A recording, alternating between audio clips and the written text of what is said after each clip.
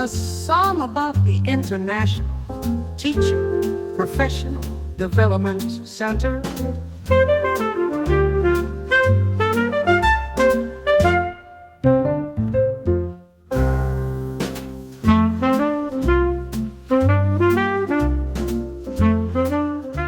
Welcome, everyone. It is a great pleasure to have you all here to this very important meeting. I will share this screen. I hope everyone is able to see it. Yes, it looks good. Great, thank you. Thank you so much. And welcome to this International Teacher Professional Development Center launch. It is a great initiative that the Board of Directors, Executive Committee as well have endorsed. This is part of the biennium plan. And as you may be aware, in this biennium, we have chosen this theme, Unity in Music Education, Building Bridges for All, because it is part at the core of this biennium, a very important initiative that aims to bring music educators, the music educators community to embrace, also to have the opportunity to these chances to professional development for ISME members, and we encourage you to consider, those of you that might not be ISME members right now, to consider joining us. The mission of this ITPD Center is to serve as a central hub for delivering high-quality professional growth opportunities to ISME members worldwide. We provide structured pathways that enhance the skills and knowledge of music educators at every career stage. There are three core values in this that are aligned with the ISME missions as well.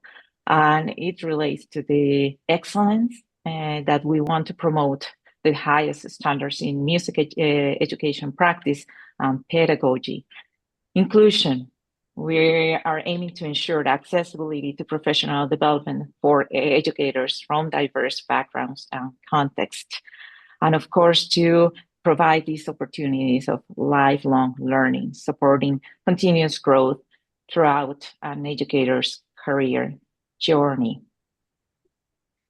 And I want to introduce as well the ITPDC leadership team. Here we have our dear Julie Valentine, both of us. Welcome, Julie, and thanks for hosting as well this session. Julie and I are supporting, we are initiating this project as co-directors. We want to also acknowledge the wonderful support from the ISME commissions and the commission representatives in this leadership team. Elizabeth Perakaki and Wendy Brooks from MISTEC, Nicole Cahan from CPROM, Nicholas Kaufman from Community Music, and Elisa Johnson Green from EGMI, Leon de Bruyne from the forum, the previous forum, the Caroline Bloomer from Special Ed, Regina Saltari from the Research Commission, and Pan Han from the Policy Commission as well. I also want to thank the participant of Jessie Rathgiver from this one of the ISME special interest groups. So I give the word to Julie. Please go ahead. Thank you. Can you change the slide, please? So we're so excited. This is very exciting, and we can't wait to hear from Pam.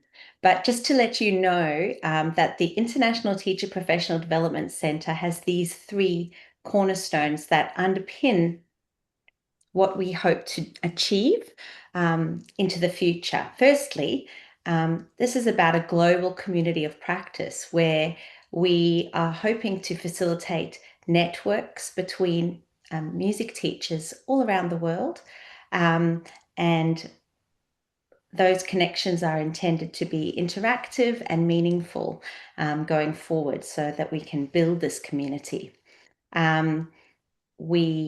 Another cornerstone is intercultural learning because, as I said, it's an international organization and this is a global community of practice. And we want to learn about musical traditions and pedagogical approaches from around the world. And this is going to be one way that we can do that throughout each of the years of your membership. And thirdly, innovative teaching strategies. So we hope to learn more about how to teach music from one another and to help one another as well. Next slide, please. So why might you be engaged in a more ongoing basis beyond just today? Well, to unlock your professional growth. If you are an ISME member, you gain exclusive access to all the professional development activities that we are going to be having, and we'll tell you a little bit more about that. You're going to be able to connect with leading music education researchers, of which most of you are in this room, master teachers and innovative practitioners. And you're going to be able to build a portfolio of recognized professional development accomplishments that enhance your teaching practice and open doors to new opportunities for yourself into the future. So what's happening? Well, it's all starting next week. Cultures, curiosities, and creativities, concrete strategies for opening up the music classroom starts next week, next Saturday. And then a week after that, and then a week after that again. So don't miss that one. The second series in October, 4th, 11th, and 18th is about navigating change, enhancing music teachers' response to hard and easy change for career sustainability and satisfaction. And the third one is connecting through alternative pedagogies and value systems. And there are many, many more. We're hoping to do one every month. And each session is an interactive closed session that goes for around 2 hours. And you'll be interacting with the facilitators in that. Thank you, Julie. And I'm so glad and so happy to introduce Professor Pamela Burnard as a keynote speaker for this ITPDC launch. It is amazing to have her here. You might all know who she is. She's professor of music and arts, creativities, and educations at the University of Cambridge. We're very honored to welcome her. An internationally recognized authority on creative teaching and learning in music education.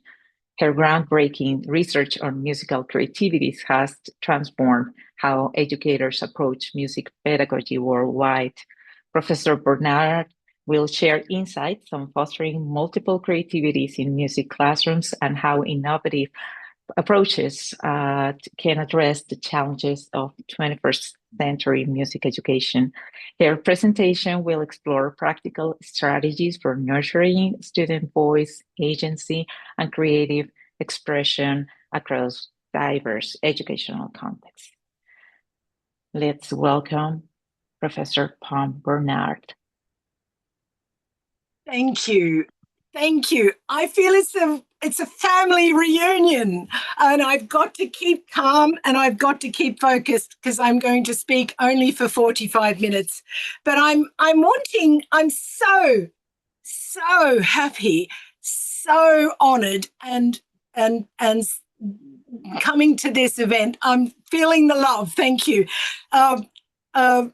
Because of this initiative, now more than ever, we need to come together as a learning community, as learning communities, and all of those beautifully strategized and focused actionings for the aim of this ITPDC and the forthcoming workshops are precisely spot on with what teachers need. We are seeing manifestations of corporately produced algorithms, digitally mediated practices, and we're seeing culturally complexities of kinds that we haven't seen before.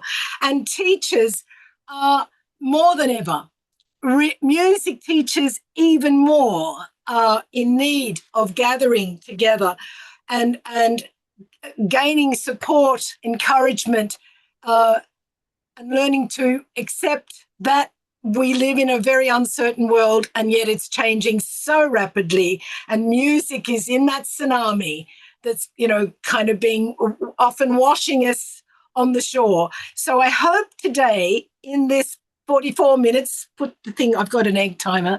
I've got 3 sets of clocks all over the place to say, and it's blue skies in Cambridge, which is really, you've bought this. Thank you to the Australians. To the Australians, a major nod to you being up in the middle of the night.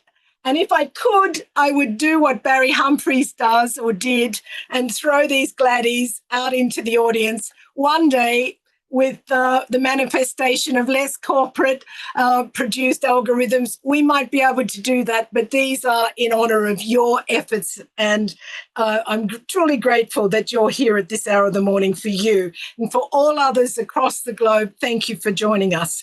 I'm going to start sharing my slides, and I have offered to send these to people if you want to have them. And I'll just wait a minute. Wait. I first of all go back, share, a bit excited, just a little bit excited. And it does things to the mind. Okay. Now I'm going to share my screen with these slides, which I've really enjoyed preparing for you. Can you see them? Not yet. You can't see them yet? Share. Wait, share. Okay, just keep calm. It's okay. You can do this. I know. Very good, Pam. Here we go. That you are sharing. Yes, I am. There it is. Why doesn't it come up? So I'm going to go back to the beginning. When in doubt, start again. Stop sharing and enjoy watching my blood pressure go up, everyone. Here we go. The face is going red. I can feel it. You So good. are screen. It says I'm screen sharing, and it's got a little green bar at the top. So then what I do is I go over to my slides and I open them up, and I can see my slide. That's You perfect. can see. Yep, that's perfect. Well done. Yep. Okay, I've slightly tweaked the title. It happens as you start preparing the detail and what is the message I'm wanting to bring to you. And it is about a choreographing of change in music education, generally speaking, as an umbrella, and unlocking teacher research matters. What matters to teachers, and what are these possibilities? And this little guy here is yes, digitally constructed. He is so aesthetic and AI generated, okay, but it's sort of bringing to the center in my thinking, for this keynote about what's at center stage. What is at the center stage for us music teachers and thinking about and doing music research, given that the possibility of possibilities that enact on arts and cultures across the world now go beyond the world as it is to how can it be? And this little guy will keep recurring as a leitmotif across this presentation. Others who have seen me speak it recently might remember this slide, which is becoming something of a signature for me. These lines of flight that Deleuze and Guattari really, as theorists, have helped me to understand, to reimagine, and to actually image my career from the days of being in a little country town in Australia and the fifth of five and the only one to go to university, and let alone leave the country. And I think I'd invite you to think about your line of flight, even start drawing it now. What does it mean, to have a career in music, through music, with music, teaching music? What does it mean to choreograph change as music educators? What does that look like? Our professional pathways are made up of lines. They're lines of segmentary and change, lots of change that's inflicted on us. And we have to kind of rebalance and retweak and reattune and by producing new ways of thinking. And in doing that, we continue to re-territorialize the same old recognizable ways, but re-territorialize the same old recognizable ways. Do we? Or are we enacting change and really, being very audacious, courageous in bringing about change in music education? That's a provocation. So the lines of flight, I invite you to think how they connect in your life, in your cultures, in your lives, in your schoolings, in your careers, and invite you to think differently in illuminating today how we come to choreograph change. How we come to choreograph change. And so moving faster, that was important to stick with, because that line of flight is a sort of theoretical lens that helps to understand the crosses that happen, the crossing lines when there's a real catastrophe or some real big letdown, some big challenge, big success, big opportunity that happens in our lives. And they happen often, I think, because we're in music. And this is sharing. If you were to put slides on a page or photos, pull them up in your camera now and look at key moments in your life, in your career, starting from the beginning or as far back as you can go, and look at the trajectory, the pathway, and where you are now. This is an important thing to do. We do it when we're going for a promotion. You sort of bring it all together, don't you? And you put it together and you show where you've made significant contributions. But actually, I think we need to do it more often than we do, sort of choreographing the possible. And this is me, developing pedagogies of the possible before I even knew that phrase, thanks Vlad Glavineau, existed. And looking at these pictures, and I know, there are some of these where teaching for creativity was not really at the top of my menu, of my aims. Teaching creatively always was. But now, I've always been interested in creativities and never really having the language to talk about it. And that's the thing. I'm in the middle of my third career, so my learning is still going like this. And I think looking at your own slideshow of your own trajectory can provoke us to think, to talk, to write about our sensing body, and how the super diversities and the plurality of creativities make possible to unlock teacher research. And in these moments, we story our life, an implicit tenet of post-human bodies, journeying in our prophet's junk. That's me down there. A lot of baggage. And that has fueled me to think about the past, the present, and future histories to unlock through teacher research. And in these moments, quote Sue, rejoicing in, not reducing, not afraid to let go, not afraid to take the plunge.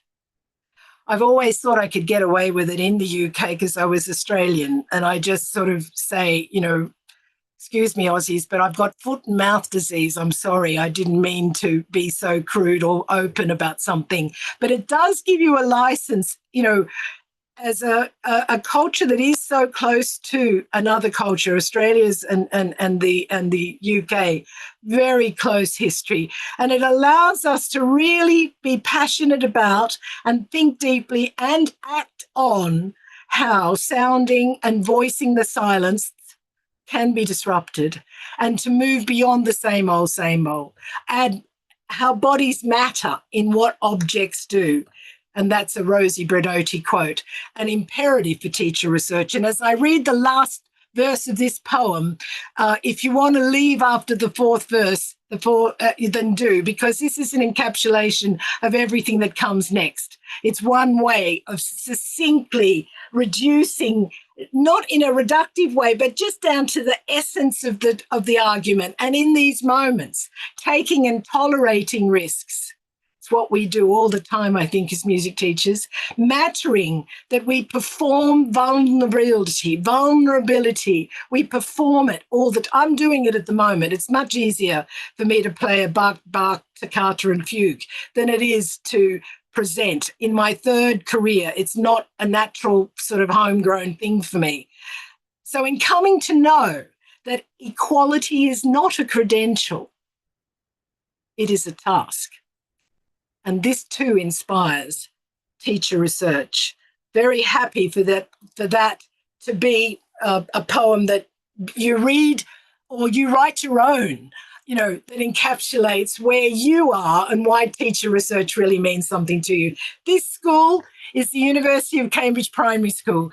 I am professor in residence there. I go there every Friday afternoon and I work with the teachers. I take articles that they need to read to work with their research agendas. I also work with the children who do research on playful inquiry, on inclusion, on, what does creativity look like in mathematics? Lots of questions that we get the children to actually research, and I teach them those skills. I'm also a governor there, and this school is 10 years old. We have the 10-year anniversary in September, and I'm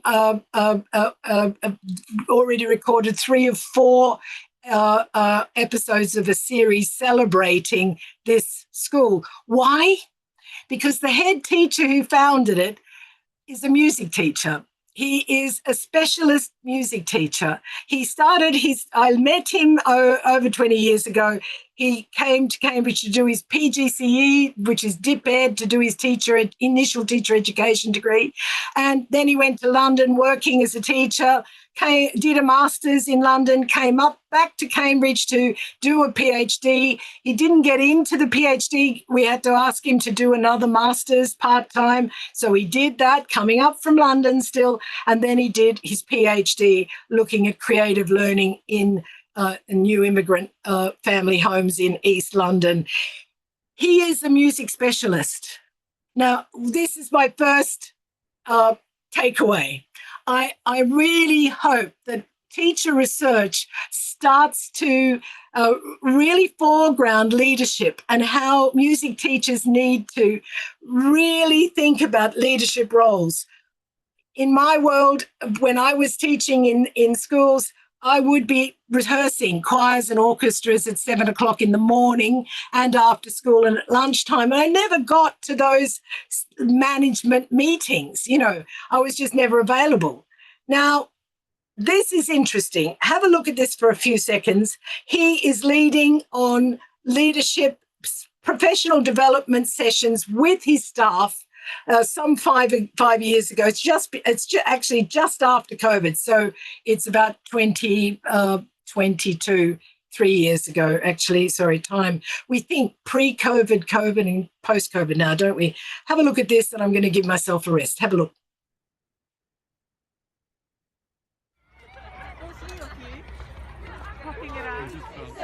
One, two, three, four, five, six, seven, eight. 1, 2, 3, 4, 5, 6, 7, 8. 1, 2, 3, 4. 1, 2, 3, 4.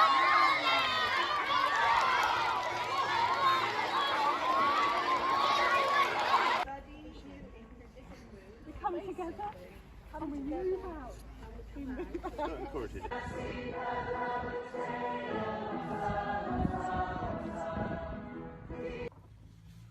Rainbow Drops of Adventure!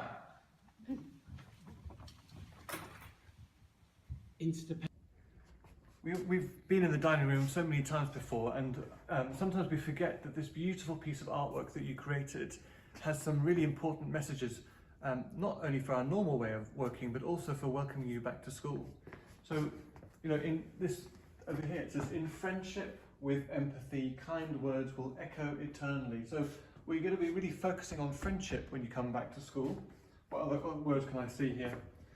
With gratitude, be more humble than a blade of grass, more tolerant than a tree. So gratitude's also important. We've got so many things to be grateful for, and we're going to be focusing on how we can really celebrate all the wonderful things in our lives. What else can I see? Oh, this is good. We're going to be curious, and we're going to release our imaginations. We're really going to think, how can we all come back together and remember what it's like to be brilliant learners? There are many other words that you'll see. So when you come back to school, please check this wall, because we've got lots of messages that will help you flourish to be fantastic learners. Okay, so here is a music educator, a music teacher, and he has become head teacher of what is a fishbowl. Everybody is looking at this school. It's like on display and being judged all the time. And he is clearly infusing the practice with the arts, with music. This is not just a primary school kind of paradigm being performed. This equally could be secondary schools where the head teacher is an art specialist, a music specialist, and infuses those practices into professional development for teachers. I'm going to stop there and go to the next one. Here it is. I've done that. Here he is again. His name is James Bidoff, and this is a critical incident chart. It's a bit blurred, so I'm just going to pull out some of the words. It's a critical incident charting, which you could do with your fellow colleagues, your teachers, your staff, your classes, your studio practices, to understand the critical incidents in people's lives that bring them to music, or that turn where those crossing lines occur, and you make a decision on the basis of a challenge or an affordance, an opportunity, or a trauma. He says in early childhood, first area, these are rivers of musical experience.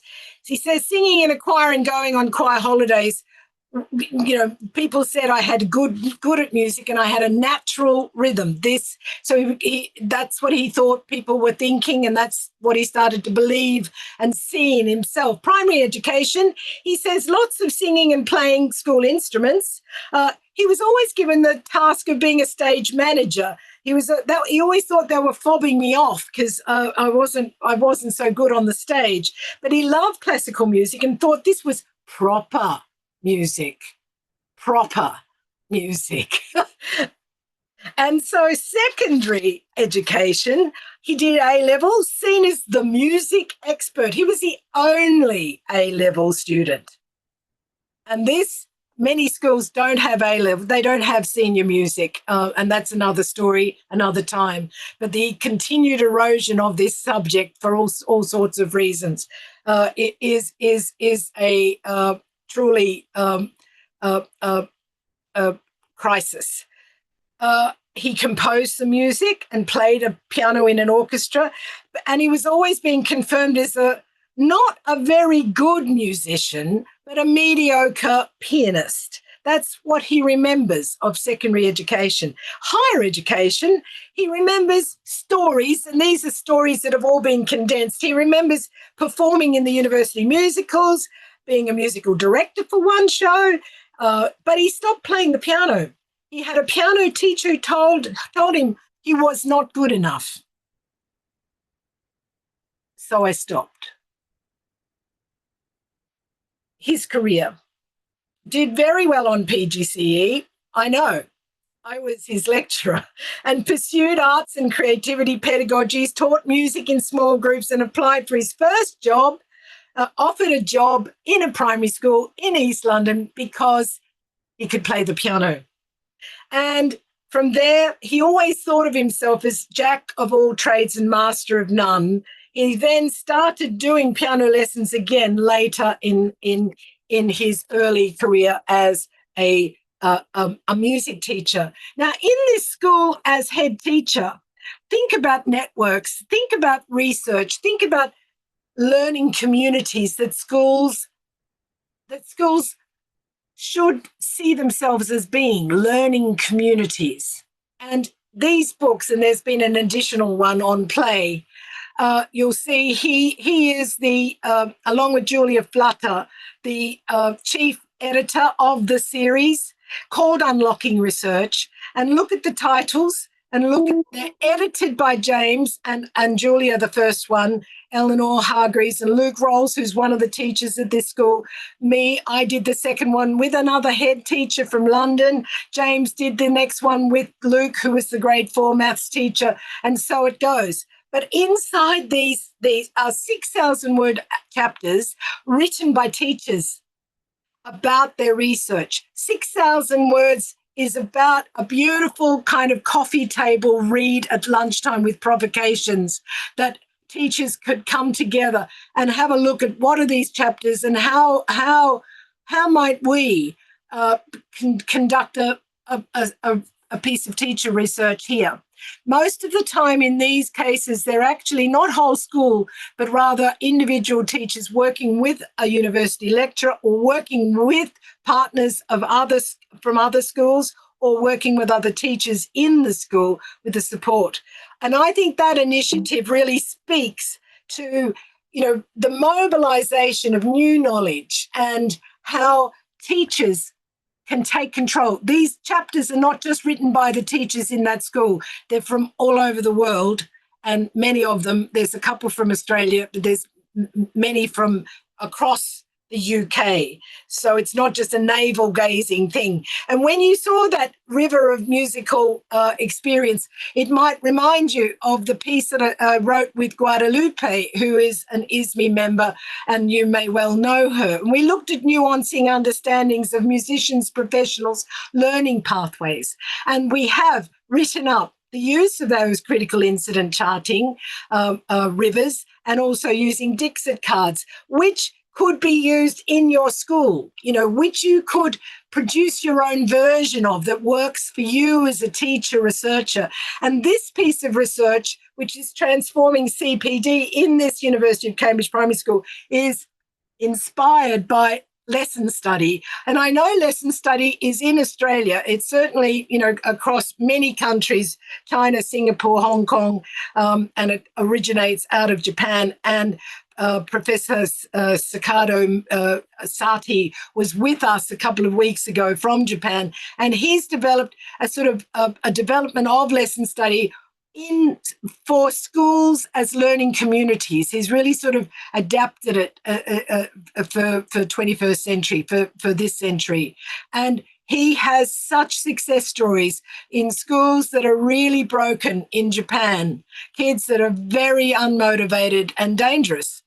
I know that doesn't sound Japanese, but these are his words, and you will be able to hear him speak because we did a podcast on lesson study.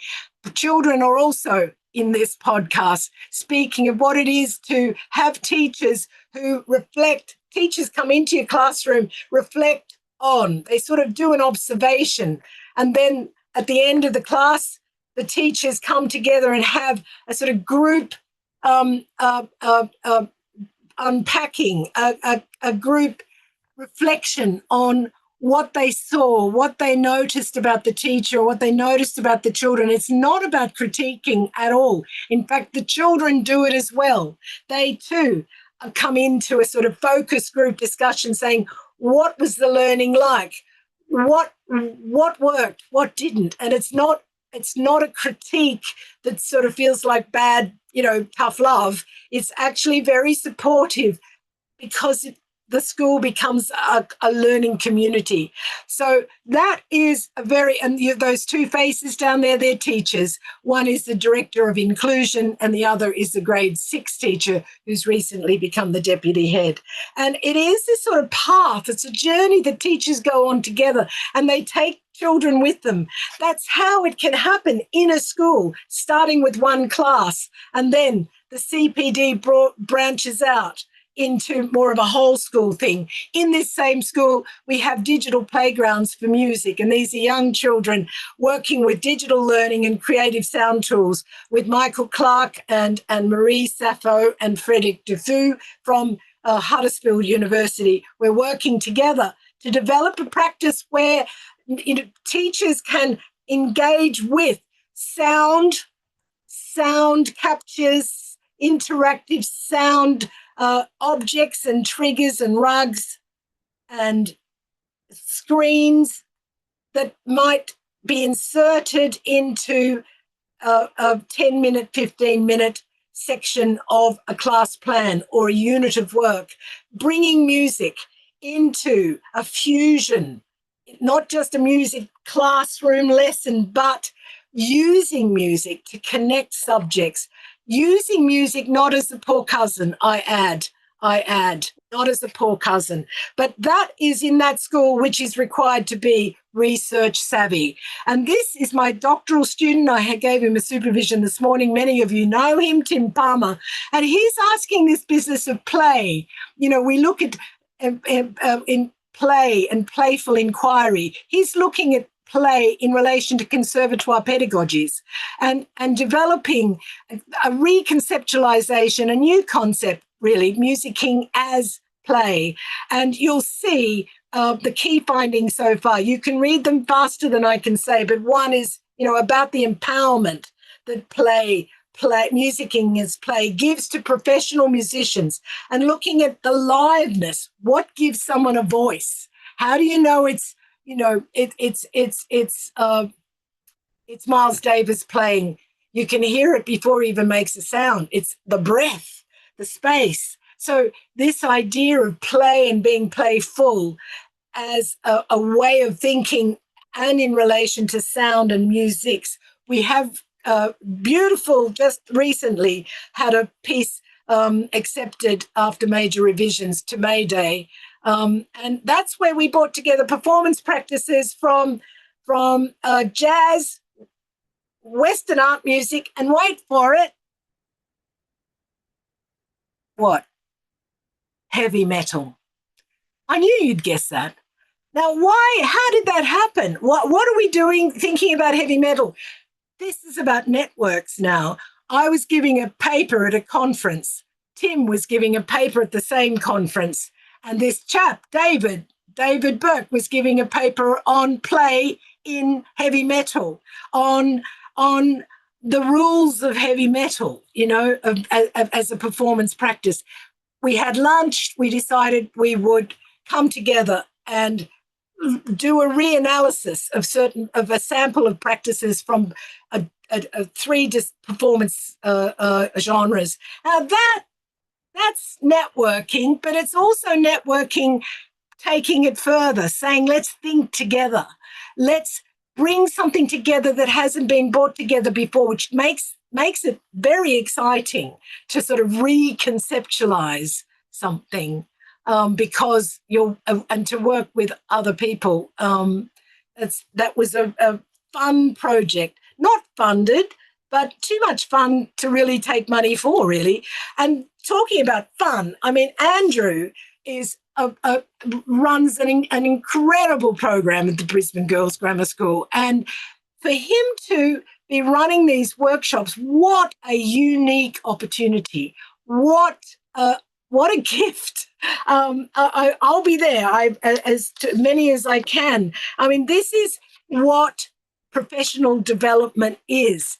We are, on the road to, learning and becoming learners forever. As Maxine Green said, I am ... not yet. It's a beautiful quote.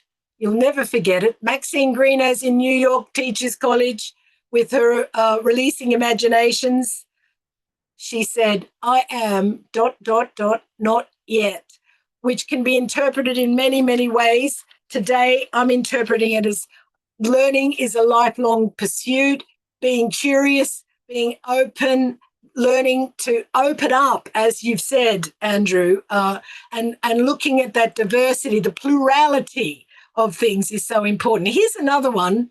I got together with a science educator, a scientist from Edinburgh, with math arts experts in Finland, and Carolyn Cook, who is an initial teacher education for Open University here with a specialism in music. And now you start to see sort of what happens when a lot of minds come together to write this piece, Audacious Enactments of Teacher Research, a cartography of 3 practices. And we claim that there are 3 eruptions. Think of a volcano. It erupts and the landscape changes. It's never the same. It really kind of rattles the system and has people think differently. And those 3 eruptions, it's more than a rupture, because you can mend that. It's an eruption, will be featured in a book that's coming out next month. One of those people was Jukka. Jukka is a teacher, grade 6 in Finland. And after COVID, kids came back to class, and half of them would go home at lunchtime claiming to be ill, claiming to just not being able to cope with the whole school day. He formed a collaboration, a council of grade 6 advisors, consultants, and they said, we want to move our bodies. Long story short, he negotiated with the head teacher and with the parents for 1 term to measure well-being beginning, middle, and end of the term, plus look at the attainment, achievements, marks across the main core subjects, and do interviews with the children. And he's 2 years later, his classroom continues to evolve as a space that is bringing bodies together and learning communities in ways that work for them. I mentioned this. I hope James Humberston is there. He emailed me this morning and I opportunistically put this in because this is an educative, evidence-based practice sort of hub. It's a portal and it's led by his team in Sydney. And if you go to that URL, just take a photo of it, and they're sharing practices. They're an assemblage of teacher research. So put into the chat, if you know of a portal or a centre that it could equally be supported by ISME's new initiative, but also connect with them, then united we stand, divided we fall. Let's bring those connections together. I learned a lot when I invited Pete Dale down to the faculty, I would say 10 years ago now, to present on his work. I went up to his school as well. I spent a day up north with him, seeing what his classroom looked like. And he was engaging with this sort of DJ performance, the turntablist practices, and rapping and beatboxing, and bringing another take. He even developed a new curriculum using the language of DJing and hip hopping and using decks. It was a revelation to me. These kids, most of their dads in jail, and they'd only come the day that they had music because Pete got these set of decks. And they wanted to, there were expert kids that were actually DJing in clubs at nighttime.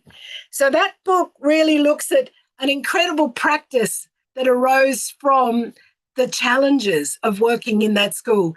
And Pete, introduced me to Raphael Travis, who has this amazing book, who's an American in Texas, involves positive youth development, and looks at adolescent resilience and youth participation in individual and community transformation and the healing power of hip hop. He does a lot of research, a lot of big data studies and interesting research practices working with teachers in partnership, which led us to this book, Music for Inclusion and Healing in Schools. And that book came from, and if you're thinking this, I could never do this. Yes, you can. All you need to do is contact with people, go and see what they're doing. They come and see what you're doing, and together you hatch a plan. And you go small. And what we did was have some chats and say, let's start a network, like you've actually started now.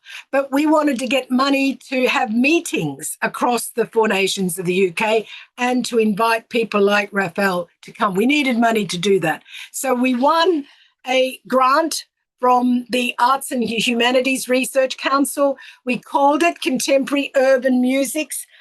We had trouble with that word, urban. We still do. It's not a word that everybody kind of accepts and likes, but there's reasons why we kept it. I haven't got time to say now, but if you go to the WordPress and you go to this podcast where you'll hear the 3 parts of that book, which is, I mentioned just before, this one, Music for Inclusion. It's in 3 parts, edited with incredible practices and evaluation practices, evaluation and impact practices, and just practices in communities of inclusion in musics. And in the podcast, there's just 3 of them. The one where each one of the editors leads on one each podcast, and I led on the impact and evaluation one. And you hear these 2 experts speaking of impact, what it looks like, what it can't look like, what it does uniquely, and evaluation, what practices we should be really thinking seriously of researching and working and developing as communities, but also as learning communities in schools. Because evaluation is often a sort of tricky number to get your head around and to do well. So we looked at sounding, celebrating, and celebrating a plurality of musics in school and beyond, knowing that there's a global audience of 1.5 billion. I'll say it again, 1.5 billion for dance and electronic music. These musics are what people of many different generations are listening to in our inner cities. However, it is not well catered for in the schools. And we found by having 4 workshops across the UK, one ending in Trinity Laban in London with hip-hoppers and rappers, dancers, graffiti, and people researching, evidencing these different practices with different research perspectives.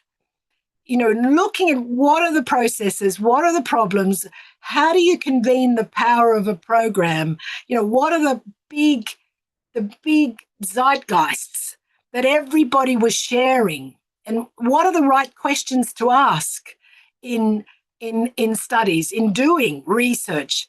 Now, you might say, what's this got to do with teacher research? It's got everything to do with teacher research, because teacher research can answer questions and it can change practices and minds. It can, really turn people from being very cynical and very cynical and non-supportive and disruptive and disrespectful often to, music teachers, turning their heads around when you come up with research evidence and, big policy statements. This one is a visual minutes taken the day we had practices of hip-hoppers, dancers, graffiti artists, and the language changes, to engagement and wellness and truth and storying and choice and autonomy and healing. The language changed altogether with these practitioners working in communities. A moment to think. what's center stage in your world? What's looking back at you in the mirror in terms of what you want to see and re-see, hear and rehear, think and rethink? Well, I hope this gets you thinking, and I haven't got much time. I can see the time is really going through.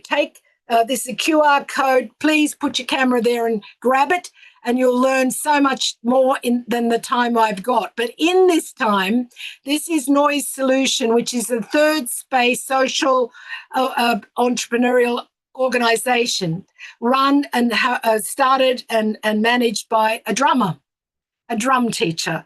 And he's developed with his team, and he now employs something like 15 people, digital story capture, well-being measures, interprofessional collaborations, parental involvement.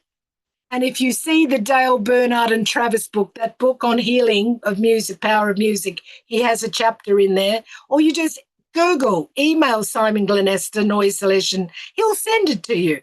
And hear the podcast. Take a photo of that podcast URL and have a listen to him talking about the practice of evaluation.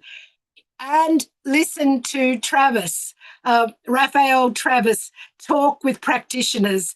It will restore your faith and hope that it's going to be okay. We will overcome and flourish beyond where we are at the moment if we come together in the ways that this organisation that ISME is starting offers. And with this, have a think. What might this practice look like? How does he capture storytelling, the kids' voices and views ethically? How does he use digital technologies, cloud technologies, AI? And yet it's award-winning and successful. I'm going the wrong way. There he is, Noise Solution. It's a music tech mentoring system. Self-determination theory is at the center of it, which allows him to measure well-being.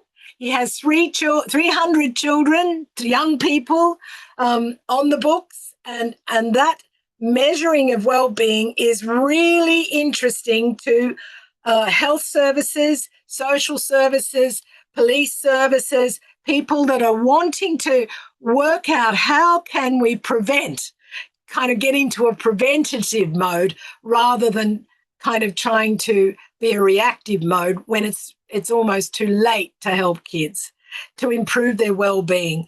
And here he is. Hi, we're Noise Solution, and we make beats. More formally, though, we are a digital youth work organisation using music technology and cloud technologies to help us deliver mentoring in a very specific way. Every young person we work with captures what they do and their thoughts and feelings about their experiences within every session, and they safely share it via a cloud-based platform so that their parents, carers, and professionals can see what they're up to. In this way, young people see themselves becoming successful and others recognizing and validating their success. Since lockdown, we've delivered over 2,500 online one-to-one interactive music mentoring sessions. In the background, the platform also collects and automatically analyzes and reports on NHS wellbeing data. We've seen 47.78% of the last 200 participants reporting low levels of well-being pre-Noise Solution, and that dropping to just 26% afterwards. Essentially, we are halving low levels of well-being for our graduates. Those impacts on well-being equate to significant cost savings.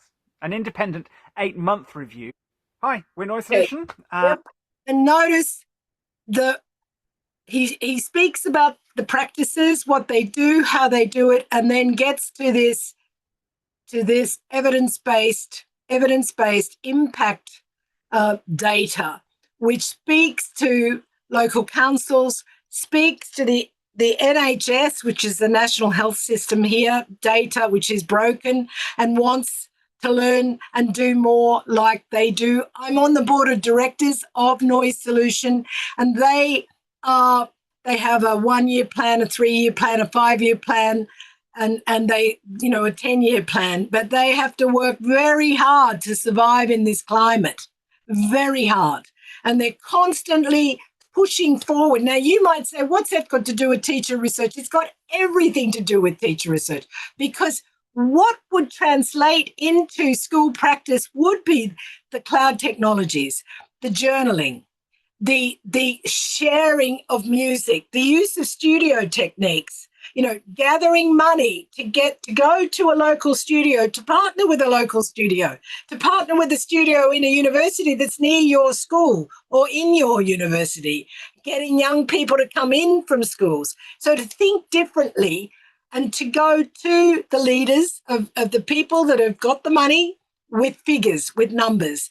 And, you know, well-being is a big issue, of getting bigger, actually, I think. And it because of this sort of psychological need identified and measured, this data provides evidence that is important to make politicians stand up, sit up, think differently, and think, oh, this could save us money. So you'll have their attention. This is a beautiful video. I can't show it now, but it's young people ethically cleared to speak about this program. Might be useful to have a look. If you go to that, I'll put it up again, that QR will take you there. So how might you go about unlocking research?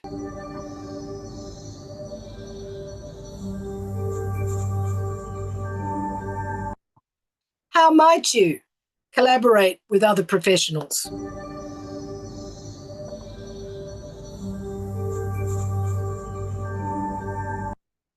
Why don't you email Noise Solution? Say you've been hearing about this incredible practice. Can we talk to Simon Glenester? How does he engage documenting with students? I'm working with him, looking at the ethics and improving the algorithmic issues that cause biases and trying to innovate that practice. Not an easy thing to do. Now, am I just being an egomaniac here showing you these books? No. I want to say that the transformative teacher research and the creativities in arts education practice, look who's the editor, Leon de Bruin. You know him, you know Susan Davis, and you know me. We edited most people that contributed to that book on research and practice are Australians. But the ones that contributed to transformative teacher research, you see people, the globe, that is a international kind of coverage of what happens in teacher research. And it is a special, a particular issue, a forum for important issues that do and will affect how learning and teaching occurs. And to put together a special issue and submit it to Brill Sense's book series can be really a way of coming together to see what's going on and asking what's going on, but what else needs to go on, and how can we do things differently? It's saying what isn't enough now. We have to be asking, what if? What else? The book on the end is the eruptive research one, which has those 3 eruptive cases in it. And if you want to read it before it comes out in September, October, email me and I'll send it to you. Many of the Australians are in the Doing Rebellious Research, which we put together during COVID because of many reasons. But essentially, I'm going to stop with this little guy here and just give you a few seconds to think and just see in your mind, unlocking teacher research. I was going to go on to talk briefly about these. You can look at the slides and see the context of what was to come. Time always drifts. It comes through an hourglass faster when you're online talking to a family of dear friends from ISME and friends of ISME. So my last thing, reflect on what's the key message you're taking from this. if there is one that you could hear, I hope. And if you're not a member of ISME, then my God, join. I wouldn't be here. I wouldn't be here. And I wouldn't have all these books around me without what I've learned and continue to learn as an ISME community member. It's really well worth it. Have a think.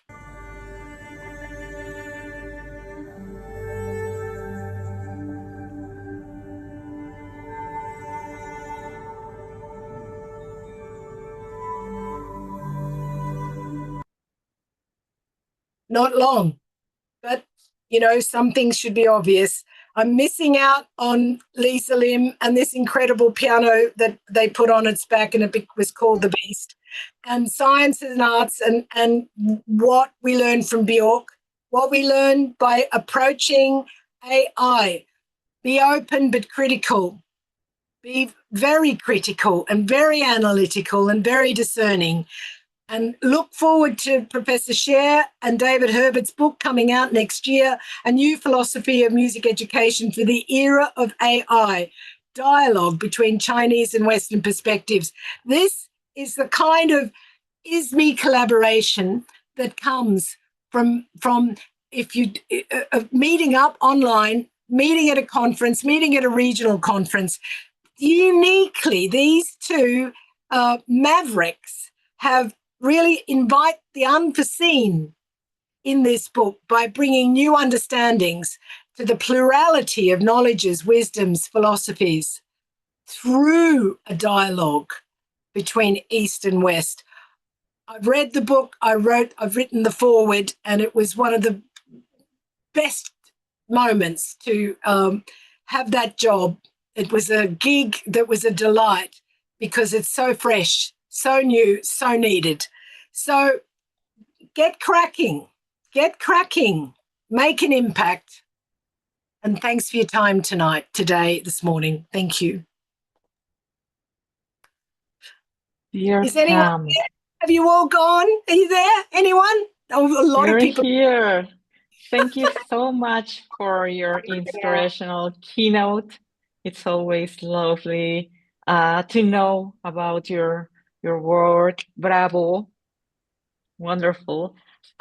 We truly appreciate your reflections about bridging the gap between research and practice, how we aim to, through this initiative, through this center, to support music teachers who are every day in the classrooms working, and we are also, as music educators in every educational context, we are aiming to, we are willing and we are looking forward to increase our knowledge and expertise. So thank you so much for giving us those examples of how to reimagine and implementing new pedagogies and creativities in this new era of the artificial intelligence as well. So thank you. And please feel free to add your questions to Professor Burnard in the chat. I saw that Jody Kirshner, our current ISME president-elect, that had a question about, let me find it here. Dixit cards, and my colleagues who were in the room enlightened me as to what that is. Co-creativity. Thank you. Pam, do you want to add? Yeah, so what's the question, Jody? What is co-creativity? What is No, I just didn't know what Dixit cards were. That's a new term for me.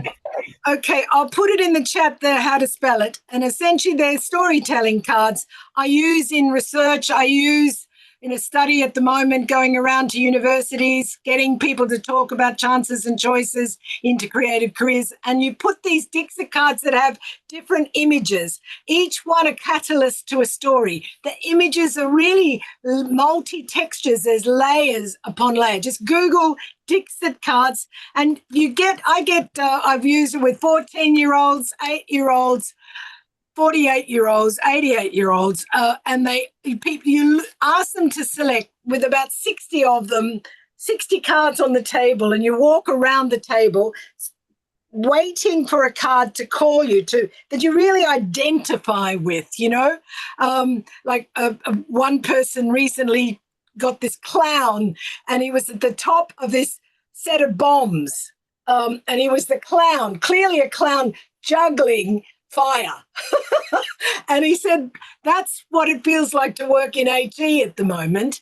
And that was one card that called him. But another card that called him was this sort of inspirational space where there were lots of books and there were lots of ideas. So they get people to talk, and they also get them to think about the sort of the yin and yang of their own experience. And 8-year-olds also find these cards. There's different kinds of stories. They can be stories that are more sort of societal based, stories that are more outer space, that have a look. And look at that article written by myself and Guadalupe. I can send it if you give me an email reminder. And it has the analysis of these Dixit cards that professional musicians at the early and middle stage of their careers, again, chose to and talked about what they see of themselves in these cards, why they chose them. And the more you look into these cards, the more they see. They're story catalysts to storytelling. So Dixit, did I write it in? I'll do it again. There we go, Dixit cards.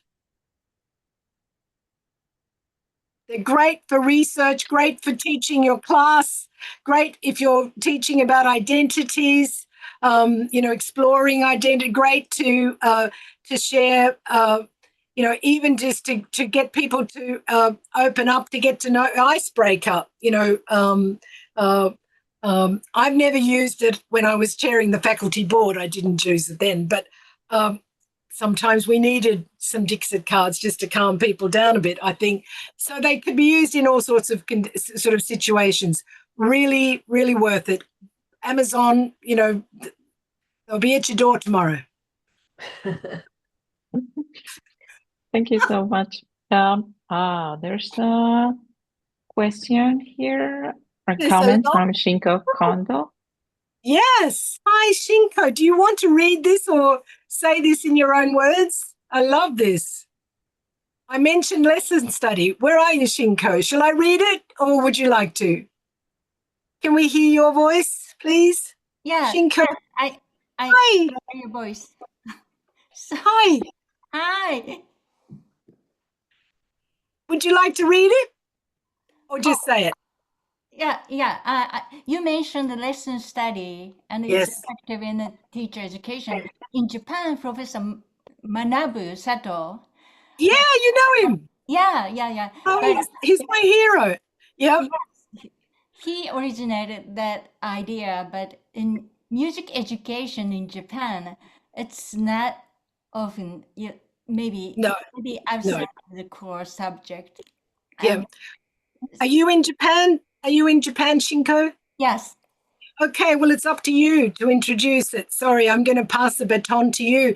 I mean, Professor Manabu, because lesson study's been around for about 100 years, I think, in Japan, but he developed it into this in school as school communities as a sort of another version. And there's a guy in the UK called Pete Dudley who's developed it further, looking at sort of in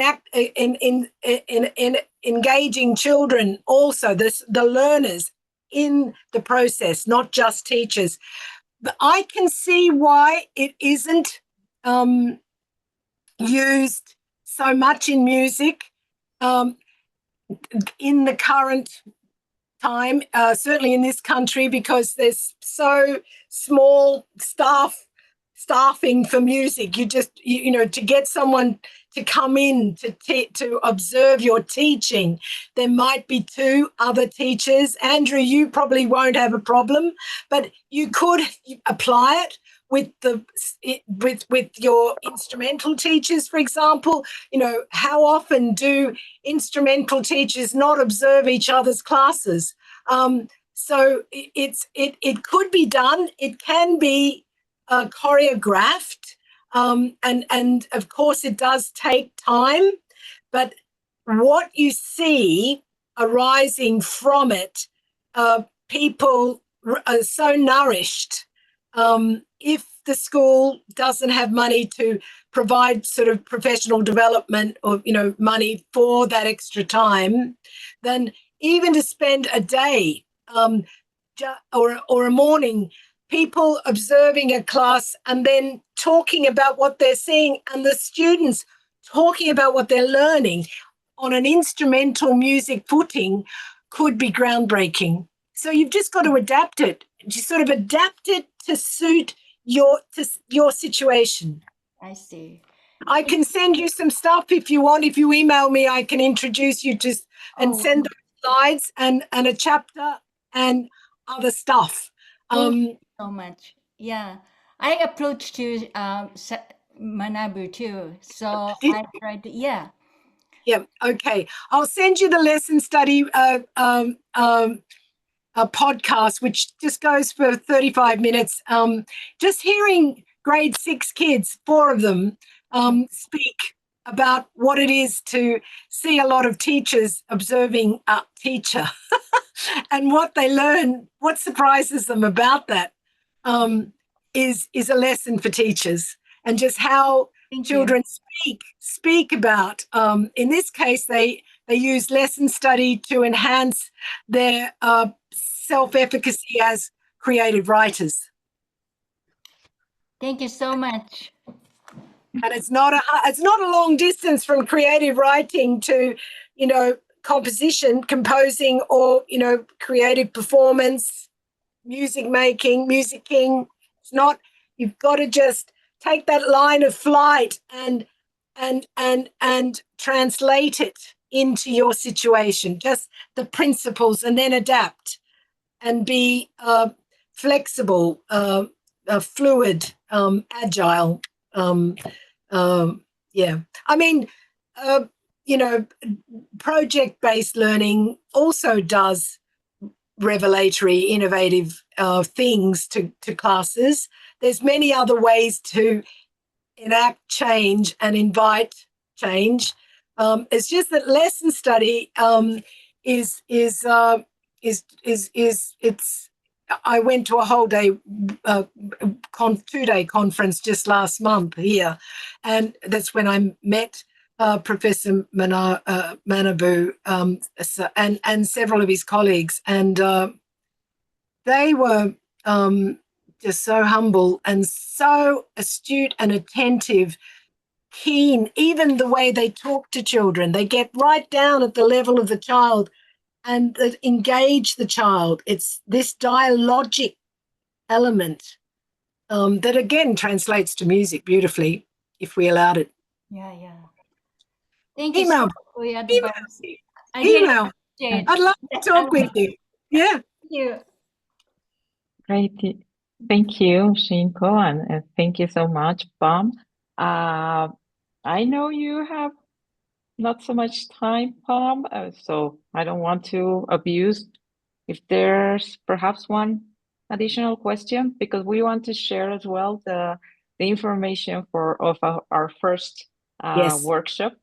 Absolutely. I'm going to put my email in the chat, and you know, if you can put in the subject, maybe put ISME and the launch, you know, ITPDC launch, and I'll prioritize that email over the weekend.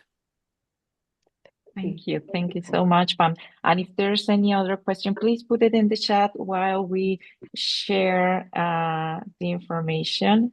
Are you able to see it now? Julie, Yeah. do you want to? Sure. So this lovely chap is actually in the room today. This is Andrew Penne. Andrew is an exceptional teacher who lives in Australia, and next week he's starting the first of the series for our ITPDC, and he's going to be doing that from 6 p.m. to 8 p.m. Australian Eastern Standard Time, and you can translate that to wherever you happen to be. But the great thing about this particular series that we're starting with is that it follows on beautifully from what Pam's just discussed, in that she was really talking about showcasing how communities of music teachers can be audacious and courageous and bring about change in music education. And this is a practical kind of workshop-based series where you're going to be able to come up with some concrete strategies for opening up your own music classroom. And if you're a music teacher educator, I would encourage you to send this out to your contacts so that we can really start to establish this professional community with music teachers from wherever they might be coming from. So it's going to be super exciting. And there is a QR code there, which you can use. That is a QR code. And you can use that, take a photo of it to send to someone you know who might want to come along, but also to register yourself if you'd like to come along.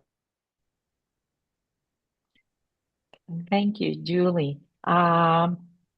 Susanna is asking whether this will be available on YouTube. Yes, it will be. So thank you so much for allowing to share this, Pam, your presentation and your wonderful keynote. Thank you.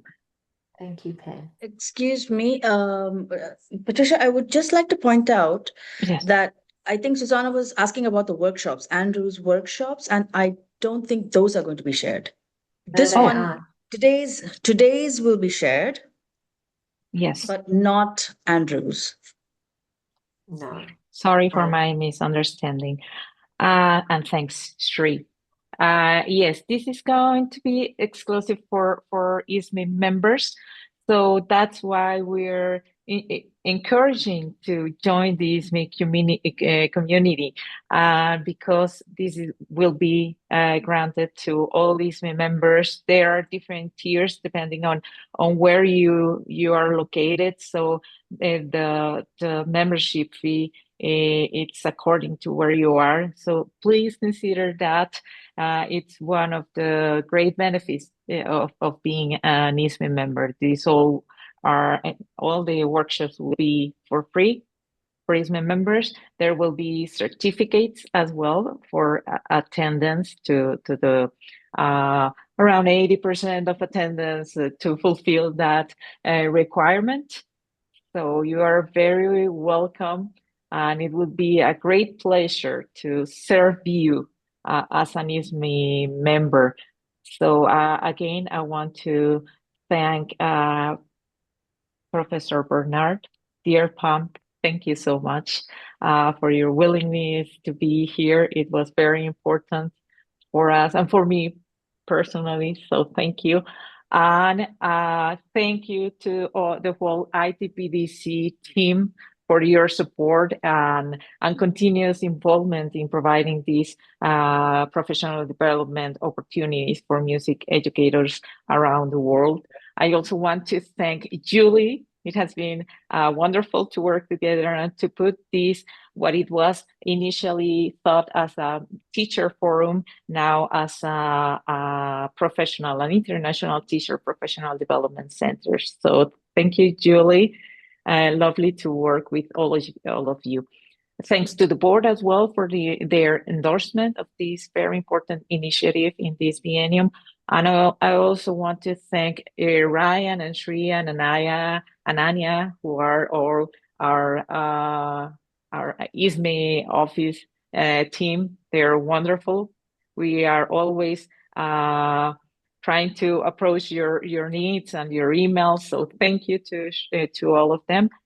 And another final invitation. The next World Conference will take place in Montreal in July next year, 2026. So come and join us. It will be lovely to see you all in Montreal. It's going to be an amazing conference.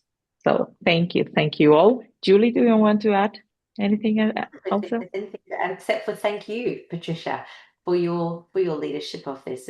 It's really exciting, and I think we're all very excited about what this centre can actually achieve going forward. So thanks so much. Thanks, Pam. And thank you all for giving up your time to come along and be with us for the past hour. Thanks so much. Thank you. I'm looking forward to see you, everyone, in our workshops. So thank you. Have a wonderful day, night, afternoon, wherever you are. A big hug to all of you, and take care. Bye.